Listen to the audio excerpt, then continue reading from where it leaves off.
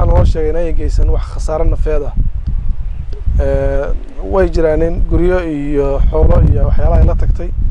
oo sida calule iyo bareeda waxa laga soo sheegay khasaare badan in dabayshu ay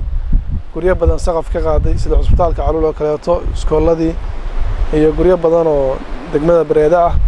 sidoo kale waxa la soo sheegay in ay toga mahal calule soo gala oo ilaa 10 qoys oo xoolo kala tagay laakiin lama soo sheegin khasaare nafeed oo ay dabayshu geysatay roobab baa dhacay ilaa iyo raasiga ilaa iyo boohaaso saakay oo roob tumay ka dhacay soo gaaray oo badda casinta markii hore roob ka diin ka wada dhacay oo la mahadiyay ilaahay wuxuu ka dhigay mid uu inoogu bedelay raxmad iyo barwaaqo hantidaas ku burburtana waxaan leeyahay insha Allah cid wax gaareen samiga ima Allah ka siiyo cawad khayr qaban Allah siiyo wixii loo qaban karo loo qabto hadda sida cusbitaalka oo alaabta la yiri banaanka taala iyo warshad ku burburtay bareeda hadda la dhameynaya ganacsatada uu lahaayo Cabdi Casiis Xuseen oo hadda dhisayay oo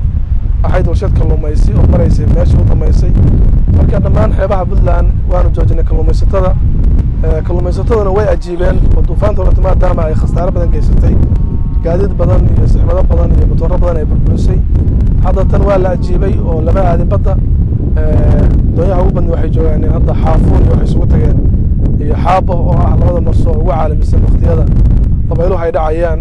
maadaama marsooyin kaleeto oo sida qandala iyo calule ay galaaneen qooriyada ay soo galaan daadku uu soo galo kuwaan male daado bacad ku xiran marka way qaateen kalluumaysatadu saxmado way jiraan badda hadda ku go'ay oo la soo helay baxaaridii saaka sida xaabo kaleeto boolimoogya laga soo helay baraawatay Hindiya iyo Sri Lanka badweynta Hindiya soo martay waxay ku soconaysay isbiir hooseeyo oo halkii saac waxay jiraysay 60 waxay jiraysay 36 mayl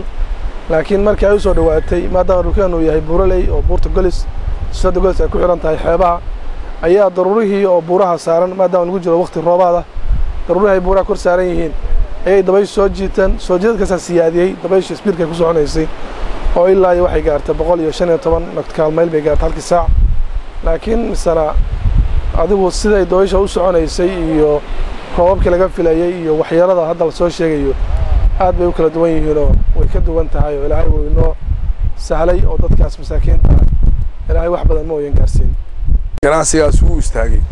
oo waxa istaajiyay waxa dabaylaha dhacay xagga diga wadooyinka saddex wada waxay gashaan sida Gardafuul ilaa Qandala gasha laba wado waxay gashaa Calule gashaa midna Qandala gashaa saddexda wado waxa dhacay roob horeeto ayaa roobka horeeto ayaa wadooyinka qalibay